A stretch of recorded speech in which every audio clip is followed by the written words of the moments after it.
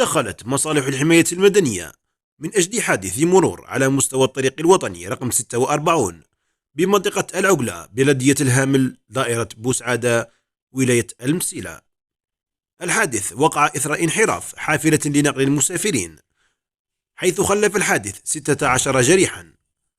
وحسب بيان لمصالح الحماية المدنية، فالحافلة تشغل خط تندو فسطيف، أين تم نقل الجرحى إلى مستشفى رزيق البشير ببوسعادة، وتجدر الإشارة إلى أن حالتهم الصحية مستقرة.